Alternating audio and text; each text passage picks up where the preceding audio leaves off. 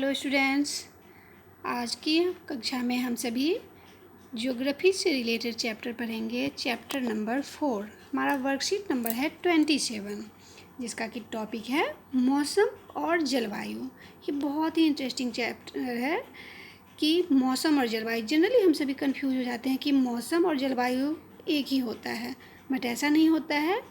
मौसम जो होता है वह किसी खास स्थान के लिए होता है, एक सीमित क्षेत्र के लिए होता है, जबकि जलवायु का क्षेत्र काफ़ी बड़ा होता है। मान लो कि मौसम एक गांव, शहर या मोहल्ला में तक ही सीमित है, लेकिन जलवायु का क्षेत्र हो सकता है कि पूरे देश की जलवायु इफेक्टेड हो या फिर कई सारे देश की जलवायु एक जैसी हो सकती है। तो मौसम और जलवायु शब्द एक दूसरे के स्थान पर प्रयोग करते हैं, लेकिन वास्तव में हम दोनों के अर्थ को अलग अलग तरीके से जानते हैं। तो हम देखते हैं कि इसमें डिफरेंस क्या है। जैसे कि मौसम एक समय विशेष में एक क्षेत्र के वायुमंडल की अवस्था को उस स्थान का मौसम कहा जाता है, जबकि किसी विशाल क्षेत्र में लंबी अवधि 30 वर्ष या उससे भी अधिक में मौसम की अवस्थाओं के कुल औसत को उस स्थान की जलवायु कहा जाता है। मौसम जो होता है एक सीमित क्षेत्र के लिए आकलित किया जाता है, जबकि जलवायु का आकार अपेक्षाकृत काफ़ी बड़ा होता है। मौसम एक पल प्रतिपल या कभी भी बदल सकता है, लेकिन जलवायु एक लंबे समय तक एक सी बनी रहती है। मान लो कि मौसम हो सकता है कि अभी दिन में आपको धूप दिख रहा हो, शाम में तो बारिश हो जाए या थोड़ी सी ठंड हो जाए, लेकिन जलवायु ऐसा नहीं होता है। जलवायु काफ़ी लंबे समय के लिए इफेक्टेड होती है। उदाहरण के लिए मौसम जो है एक ही दिन में हमारे आसपास कभी धूप, कभी आंधी, कभी बारिश ये हो सकता है, लेकिन भारत की जलवायु मानसूनी है, ये ऐसे पल पल में चेंज नहीं हो सकता है। तो मौसम और जलवायु में अंतर आपसे भी समझ गए। इसको जो है इफेक्ट क्या करता है, तापमान, वायुमंडलीय दाब, पवन, आर्द्रता तथा वर्षण, ये वायुमंडल को प्रभावित करने वाले कुछ कारक हैं। चलिए अब आते हैं जलवायु को प्रभावित करने वाले कारक कौन कौन से हैं। अक्षांश। अक्षांश क्या है, विषुवत वृत्त से ध्रुवों की ओर जाने पर सूर्य ताप जो है वो घटती है, अतः तापमान घटता है। मान लो कि ध्रुव जो हमारा विषुवत वृत्त है कहाँ पे है, 0 डिग्री पे, तो 0 डिग्री से जैसे जैसे हम ऊपर की तरफ जाएंगे वैसे वैसे हमारा तापमान घटता जाता है।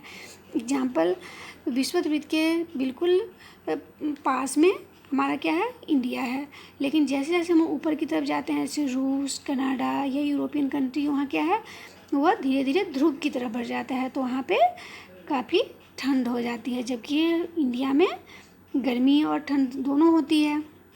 तो ये डिपेंड करता है कि विषुवत वृत्त से हम कितना दूर जा रहे हैं। जितना दूर जाएंगे उतना तापमान घटता जाएगा।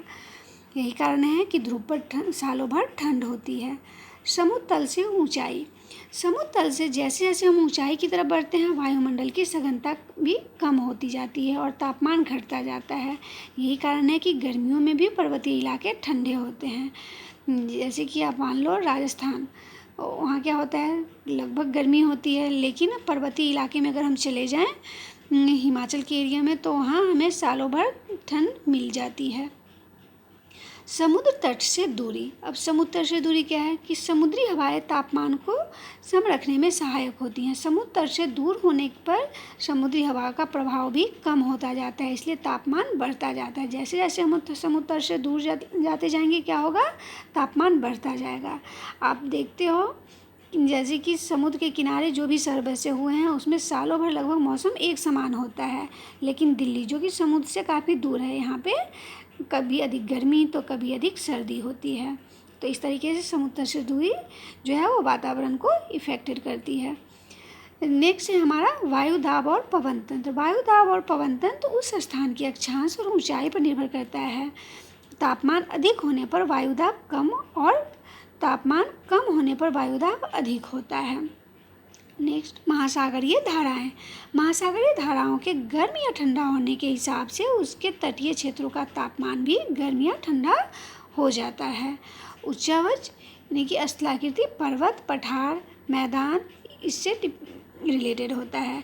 इसमें किसी स्थान पर ऊंचे पर्वत गर्म या ठंडी वायु की गति को अवरुद्ध कर सकते हैं और जलवाष्प वाले वायु के मार्ग को रोककर वर्षा करवा सकते हैं। मान लो कि अब समुद्र की तरफ से हवा चली और वो पहाड़ से टकराई, तो क्या हुआ, पहाड़ से टकरा के वहीं पे वो वर्षा करवा देती है। या पहाड़ से चलने वाली हवा जो है वो समुद्र की तरफ चली और बीच में पेड़ पौधे आ गए, तो वहीं बीच में वो वर्षा हो जाती है। इस तरीके से उच्चावच जो है पर्वत, मैदान, इन सब को भी प्रभावित करती है। नेक्स्ट हमारा है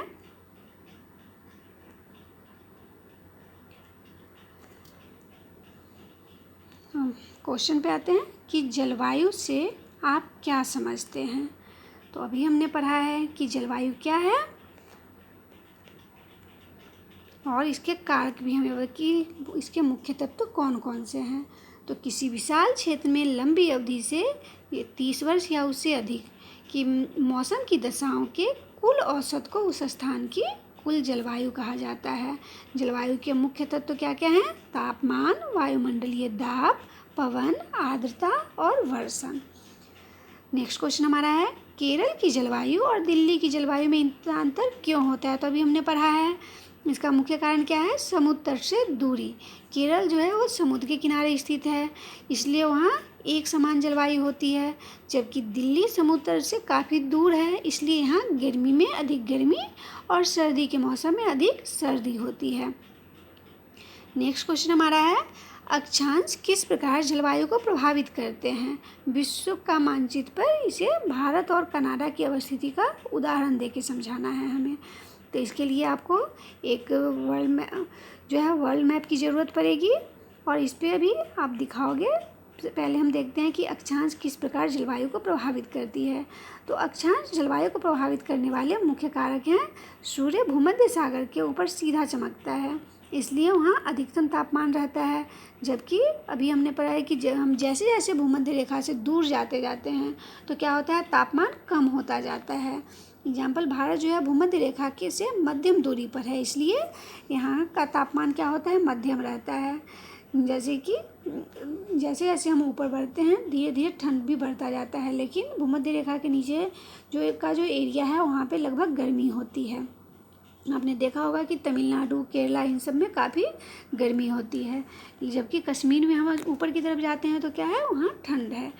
ऐसे ही कनाडा जो है वो भूमध्य रेखा से काफ़ी दूर है, इसलिए वहाँ पे तापमान सदैव कम रहता है।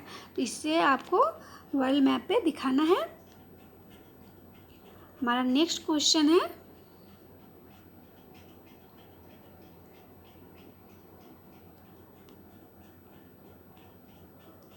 कि जुलाई या अगस्त के महीने के दिल्ली के तापमान और वर्षा के अधिकतम, न्यूनतम और औसत की गणना एक चार्ट बना करके कीजिए। तो आप सभी एक चार्ट के हेल्प से इसे ड्रॉ करोगे और दिखाओगे कि किस तरीके से दिल्ली के तापमान, वर्षा में अधिकतम और न्यूनतम जो है डिफरेंस क्या है। इसे हम चार्ट के हेल्प से बनाएंगे।